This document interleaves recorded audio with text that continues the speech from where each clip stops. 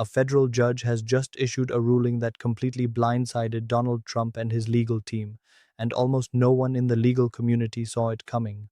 Based on how this case had been unfolding, the expectation was clear: continued delays, procedural flexibility, and more patience for Trump's defense. Instead, what happened late yesterday afternoon was a stunning reversal that has blown apart Trump's legal strategy. This was not just another routine denial of a motion. The judge rejected Trump's latest filing, imposed sanctions on his legal team, referred attorneys for possible disciplinary action, and accelerated the trial schedule, directly undercutting Trump's plan to delay proceedings until after the election. The ruling came without the usual warning signs judges typically give before taking such serious action, catching Trump's lawyers completely off guard and leaving them scrambling to respond to a devastating legal setback. Before breaking down exactly what the judge decided, why this ruling is so unexpected, and what it means for Trump's already fragile legal position, it's important to understand the broader strategy Trump has been using across all of his criminal cases.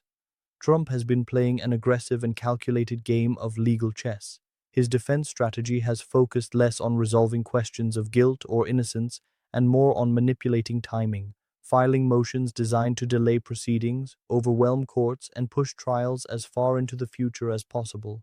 The goal has always been simple: run out the clock until the election and hope political power makes the cases disappear. To do this, Trump's legal team has carefully studied every judge handling his cases. They've analyzed judicial philosophies, past rulings, courtroom behavior, and tolerance for aggressive defense tactics. Where judges appeared accommodating, Trump's attorneys pushed boundaries. Where judges were stricter, they adjusted their approach. This judge-by-judge strategy has allowed Trump to extract delays and favorable rulings in some courts, even when making similar legal arguments. One judge Trump's team believed they had firmly on their side was Judge Eileen Cannon, who is overseeing the classified documents case in federal court in Florida. Cannon was appointed by Trump in 2020 during the final months of his presidency and had no prior judicial experience before joining the federal bench, a fact that made her appointment controversial from the start. From the moment the case landed in her courtroom, Trump's team viewed it as extraordinarily favorable. They expected deference, patience, and a reluctance to impose serious consequences. Early rulings appeared to reinforce that belief. Judge Cannon granted Trump's request for a special master to review seized classified materials, an extraordinary move widely criticized by legal experts. She scheduled trial dates far into the future, tolerated repetitive motions, and showed remarkable patience with tactics that many observers viewed as deliberate stalling. As a result, frustration grew among prosecutors and legal analysts. Critics argued that Trump was receiving special treatment and that procedural rules were being bent in ways rarely afforded to other defendants. Some experts even called for Judge Cannon to recuse herself, citing both her connection to Trump and the pattern of rulings favoring his defense. Trump's legal team took all of this as confirmation that their delay strategy was working and that they could continue pushing without consequences. Then came yesterday's ruling. It shattered those assumptions completely. This was not a reluctant decision or a narrow ruling constrained by technicalities. The judge did not express sympathy for Trump's position or signal hesitation. Instead, the ruling made clear that the court's patience had run out and that abuse of the legal process would no longer be tolerated. In one move, Trump lost what he believed was his most reliable judicial advantage, and with it, a critical pillar of his broader legal strategy. This was not a mild or cautious ruling. It was a forceful and at times openly angry opinion that accused Trump's legal team of abusing the court's patience, advancing frivolous arguments in bad faith, and showing outright contempt for the judicial process. Judge Cannon imposed immediate sanctions, including monetary penalties against Trump's attorneys, denied nearly every pending defense motion, ordered an accelerated trial schedule that moves the case up by several months, and referred multiple attorneys to the Florida bar for possible ethical violations. The language of the ruling was remarkable in its severity. Judge Cannon wrote that the court's patience had been exhausted, that defense counsel had repeatedly misrepresented both facts and law, and that the defendant appeared to believe rules and deadlines did not apply to him. This was not a technical loss or a narrow procedural defeat. It was a comprehensive rejection of Trump's entire litigation strategy, combined with professional, financial, and strategic consequences that make it highly likely he will now face a jury verdict before the election.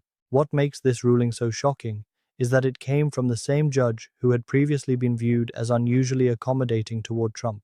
For months, Trump's legal team appeared to operate under the assumption that Judge Cannon would tolerate virtually any delay tactic. That assumption has now collapsed. The ruling reflects a judge who concluded that her patience had been exploited and that allowing the behavior to continue would fundamentally compromise the integrity of her courtroom. This decision sends shockwaves far beyond this single case. It delivers a clear message to every other court handling Trump's prosecutions. Even judges who seem sympathetic have limits, and attempts to abuse procedural rules can trigger backlash far more damaging than proceeding normally through the legal process. So what finally pushed Judge Cannon to this breaking point? Judge Eileen Cannon is a federal district court judge in the Southern District of Florida, appointed by Donald Trump in November 2020. At the time of her appointment, she had never served as a judge at any level. She was just 39 years old, making her one of the youngest federal judges in the country. While the American Bar Association rated her as qualified, some legal experts questioned whether her limited experience justified elevation to the federal bench. When Trump was indicted in June 2023 for mishandling classified documents, the case was randomly assigned to Judge Cannon. That assignment immediately raised concerns among legal ethics experts, who argued that a Trump appointee presiding over Trump's own criminal case created at least the appearance of impropriety. Calls for recusal followed, but Judge Cannon declined, stating she could adjudicate the case fairly regardless of who appointed her. Early proceedings did little to calm critics.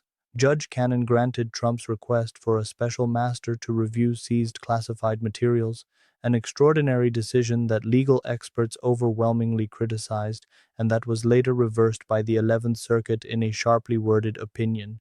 Despite that reversal, Judge Cannon continued to show extraordinary patience with Trump's defense team, granting repeated delays and tolerating conduct that most judges would have sanctioned much earlier. The trial date was initially set for May 2024, already later than typical for a criminal case. After multiple continuances, it was eventually pushed into mid-2025, squarely past the election. Prosecutors repeatedly objected, arguing that Trump was entitled to a fair trial, not endless delays designed to benefit his campaign.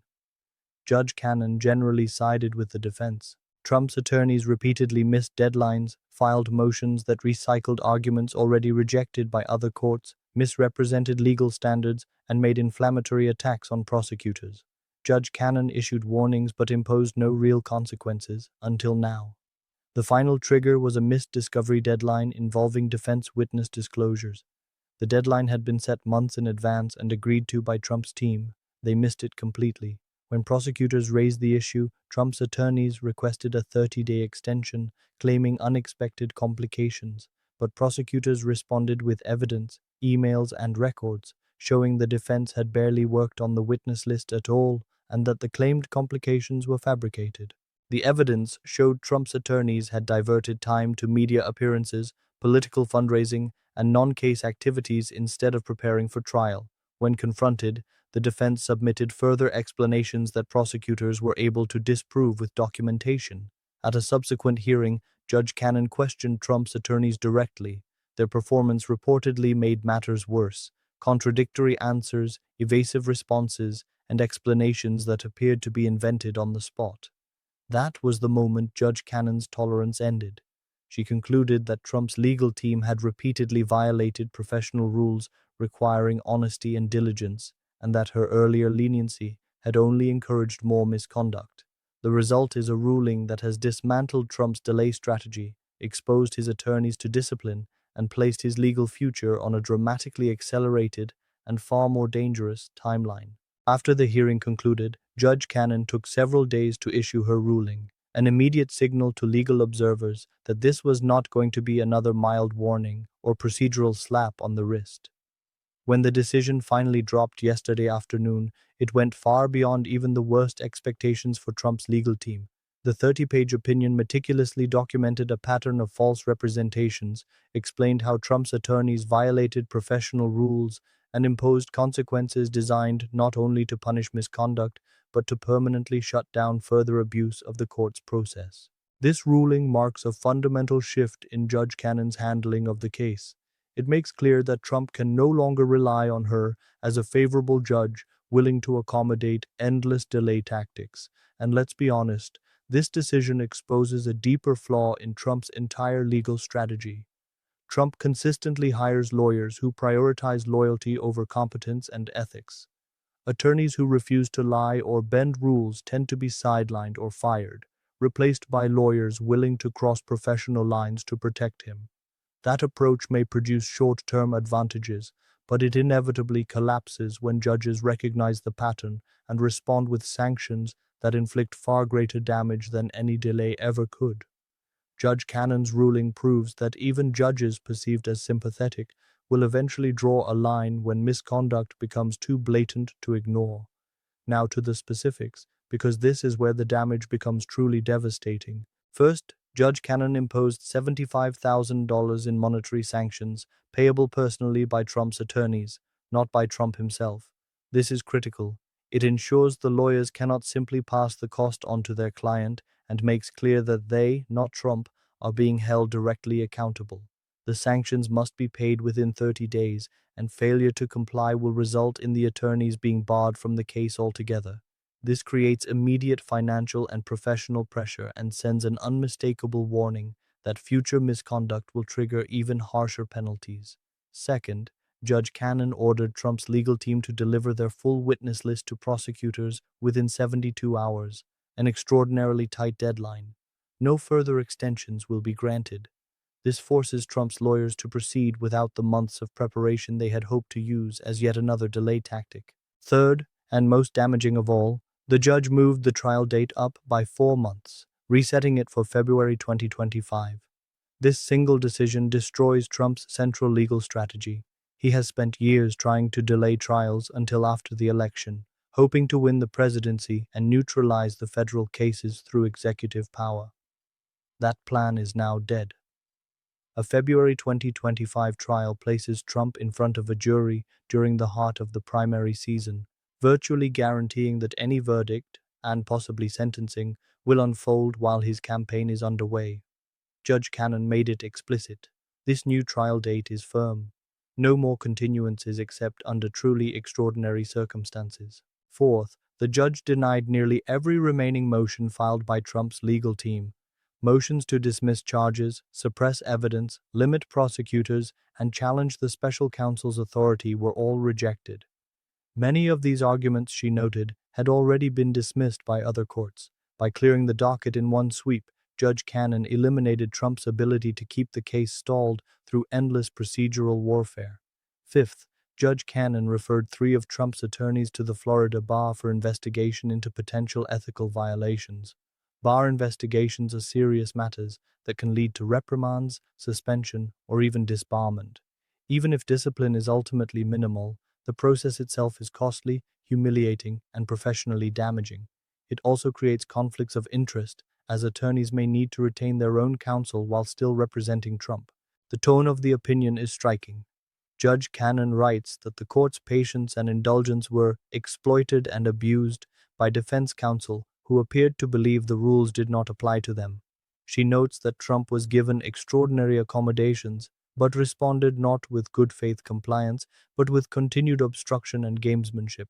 She states bluntly that defense representations have proven unreliable at best and deliberately false at worst. She closes with a warning. Any future misconduct will trigger sanctions far more severe than those imposed here, including contempt findings and possible criminal referrals if behavior crosses into obstruction of justice. This language represents a dramatic personal shift. Judges rarely write this forcefully unless they feel they have been manipulated. The ruling suggests Judge Cannon concluded that her earlier leniency was exploited and that it may have damaged her own professional credibility. This opinion reads like a judge reasserting control and drawing a hard line. Reaction across the legal world was immediate. Former prosecutors called the sanctions substantial and overdue. Constitutional scholars said the ruling should have come sooner but welcomed it nonetheless. Even conservative commentators sympathetic to Trump conceded that the conduct described in the opinion was indefensible. Trump's response, unsurprisingly, was explosive. Within hours, he attacked Judge Cannon on Truth Social, accusing her of betrayal, corruption, and political intimidation. He now calls for the recusal of the very judge he once insisted should stay on the case, an irony not lost on observers. His team has filed an appeal, but sanctions and scheduling decisions are squarely within a trial judge's discretion, and appellate courts rarely interfere absent clear abuse. And this brings us to the real consequence. A February 2025 trial means Trump will be sitting in a criminal courtroom while voters are casting ballots. The classified documents evidence, photos, recordings, witness testimony, will be presented publicly, under oath, in real time. At that point, Trump's claims of persecution collide with documented facts in front of a jury.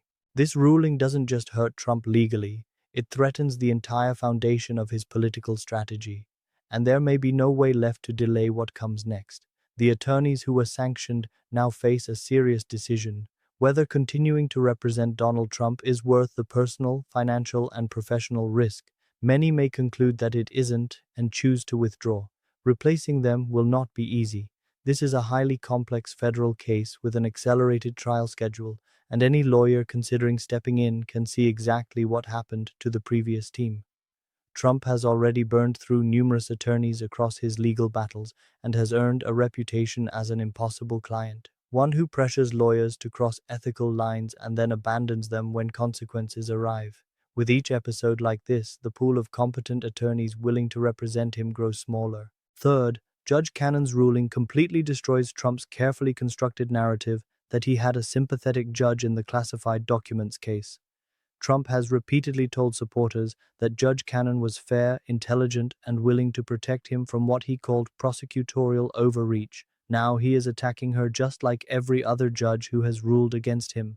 That contradiction weakens his credibility. If even a judge Trump personally appointed concludes that his legal team engaged in misconduct serious enough to warrant sanctions, it becomes much harder to argue that all criticism of Trump's legal behavior is politically motivated. Fourth, this decision sends a powerful message to judges handling Trump's other cases. It demonstrates that accommodating his delay tactics and tolerating misconduct does not lead to calm proceedings. It leads to embarrassment and loss of control.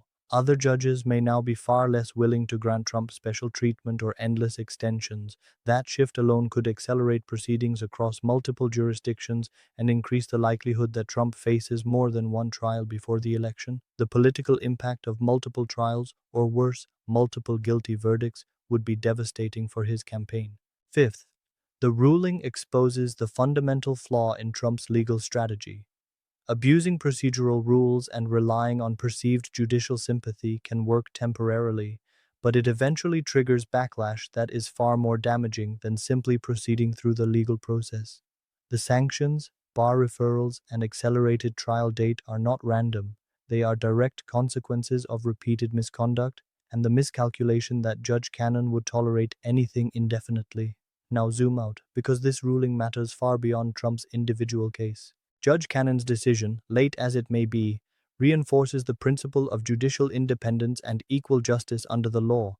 It shows that federal judges will ultimately enforce professional standards even against defendants who appointed them, and even when doing so, invites political backlash. That is exactly how the system is supposed to function. For months, there were serious concerns about whether judges would be willing to take meaningful action against a former president who still commands enormous political power.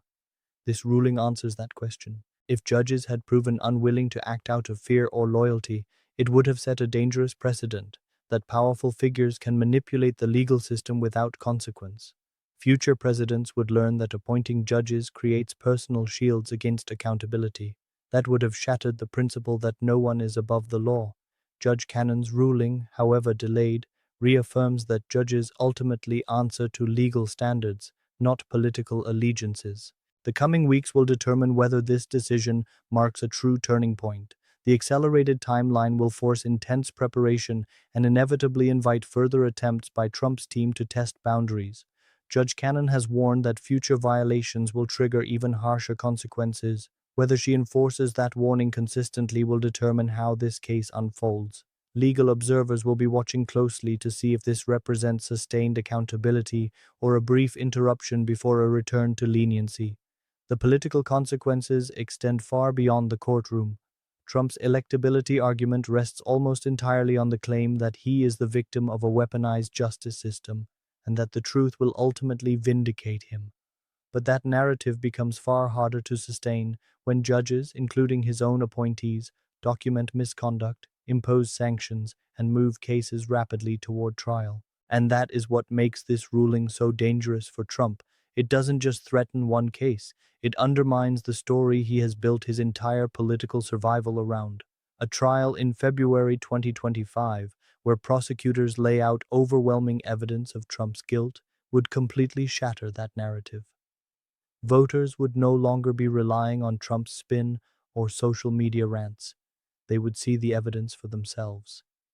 They would hear sworn testimony describing Trump's actions. They would see the classified documents, learn what they contained, and understand how recklessly they were handled. If the trial ends in conviction, as the strength of the evidence suggests is likely, Trump would become a convicted felon before most Americans are even fully engaged in the presidential race. That moment would fundamentally change the political landscape. Republicans who have defended Trump or quietly avoided discussing his legal troubles would suddenly be forced to take a clear position. Supporting him would no longer be an abstract debate about allegations or witch hunts. It would mean backing a candidate convicted by a jury of serious crimes. Some Republicans will inevitably rationalize continued support, insisting the prosecution was political no matter the verdict. But others will seize the conviction as a breaking point, a reason to finally distance themselves from Trump and explore alternative candidates. Just as importantly, a guilty verdict creates a permission structure for Republican voters who are exhausted by Trump's chaos but have felt trapped by party loyalty. They can now say they stood by him until the legal process ran its course, but they cannot, in good conscience, support a convicted felon for president. Democrats, meanwhile, will waste no time making a conviction central to their campaign messaging. They will argue that Trump is not merely unfit for office, but a criminal who belongs in a courtroom, not the Oval Office. They will emphasize that his crimes involve national security, mishandling classified information, and putting sensitive material at risk. They will point out that judges and juries, including judges Trump himself appointed, reviewed the evidence and found him guilty. That message will resonate strongly with independent voters, college-educated suburban voters, and anyone who values the rule of law and basic integrity in leadership. If Trump enters the general election carrying a felony conviction, his path to victory becomes extraordinarily narrow. So here's the bottom line. A federal judge who was widely viewed as sympathetic to Trump, who tolerated his delay tactics for months, has now issued a stunning ruling. She sanctioned his attorneys, referred them for professional discipline, and accelerated the case toward trial. That single decision didn't just disrupt Trump's legal strategy, it threatens to collapse the political narrative that has sustained him. And if that trial happens on schedule, the consequences won't just be legal, they will be political, permanent, and potentially fatal to Trump's return to power.